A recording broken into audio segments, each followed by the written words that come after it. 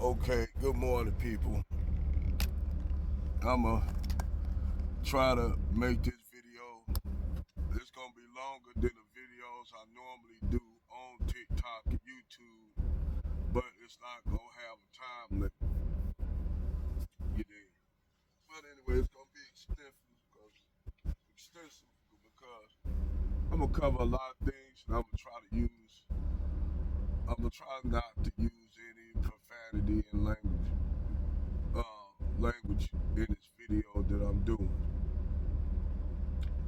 Now as you all know, I'm a student of history. And I may talk about a lot of topics that come across my mind. And many of these topics are going to deal with politics, religion, music, etc. Many things that I have a lot of interest on. Now, as we all know, we're in a political system. We're in a political season. We got Donald Trump, who's running for re-election, and we got, Biden and those on the liberals trying to save his election due to the fact he's doing pretty much what the globalists want him to do. He's basically a puppet. Now, when we talk about the United States, we never consider the fact that the United States and the leaders that elect were also globalist puppets that were put in place. Everybody think your idea of a puppet is somebody that the West put in power. You dig? This is everybody's assumption that most of your puppets are in third world countries like in Africa, the Middle East, Southeast Asia, Eastern Europe, where Latin America, Central America, wherever there's what you would consider places that are not what you could perceive as Western. Because even though all these places in Latin America, Central America, south of the border, the Caribbean, especially the island nation of Haiti, you would consider them Western, and Eastern Europe is not what you call, you would consider them actually Western, but yet they're in the Eastern sphere of influence. Now, what you mean by that? What I mean is these countries are technically what you consider quote unquote, part of the third world. Now, people will say, well, we wouldn't consider Eastern Europe a part of the third world. Bosnia, the former Yugoslavia, was part of the third world for years. They were actually broke up due to what you call balkanization. And all those countries that were in former Yugoslavia, which include Bosnia, Herzegovina, Serbia, Croatia, Macedonia, they fell in that.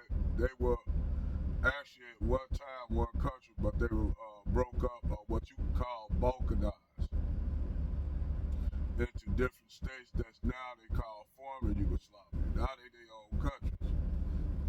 Now, these countries were all together up under the Eastern European bloc, which East Germany, all those was up under the Russian sphere of influence.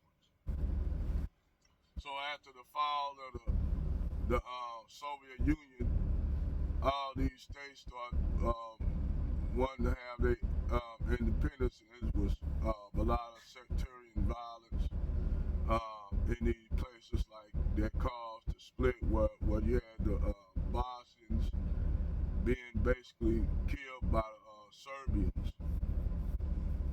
And basically this caused the split between Bosnia, Serbia, Croatia, and parts of Macedonia, which we call Macedonia.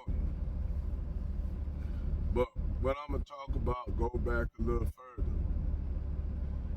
and we gonna go all the way back to where all this, the source of all this stuff. We ain't gonna go too far back, but we gonna go further back, and it's gonna cover a lot of issues from the war in Iraq to what's going on in the Middle East and Syria. That war seemed to be forgotten.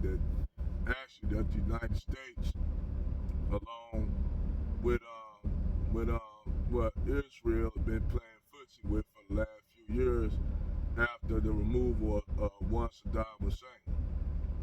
So they've been, after the Arab Spring, but I'm gonna go all the way back, a little further than that, not too far back, but a little further than that, and it's gonna, especially when it pertains to the Middle East and how the United States and Britain and Western powers, their policies on places like, Africa, the Middle East was considered Northwest Africa, really, Northeast Africa, really, if you want to be technical about it. Because they just call it the Middle East, but it's really Northeast Africa. Whether it be Israel, Saudi, Yemen, all those countries, what you consider Iraq, Syria, Jordan, all them countries, technically, that's Northwest Africa. Let's keep it real. They just said it's the Middle East to split it from off the continental plate of Africa, but it's all part of Africa. So, we go back into how the United States, most their policies are set up on due to the fact that a lot of these countries in the Middle East are rich. You go down into Africa, very rich with not only oil but mineral resources like copper, tin, steel, uranium, plutonium, lithium, all these mineral resources that will actually, if those countries could manufacture and extract their own mineral wealth, it'll make Africa actually a first world country. They wouldn't have no need for the EU, the United States, or Britain. They wouldn't have no need for them, but due to the fact that the United States put neo-colonial leaders in these countries that they've been doing for years, and now Africa's trying to break free of that. Now it's like issues going on. So what is happening in the world is basically all these countries from Africa are basically coming to their own. These countries are coming to their own, so now this actually spread not only to Africa, but this spread to actually Latin America. Where they've been up under colonialism and colorism due to the fact that a lot of these places have large African populations that, they basically try to use the Maria La Raza to basically try to breed the black population out, but you have those who still want to be part of the African diaspora of people. Those who now breaking off those shackles of colorism that Eurocentrics put in to keep those people, whether it be indigenous or African descended people, in power. That's all those devices were used to keep those people in power. It's pretty much like what you see in India. India already had a caste system, but the Britain under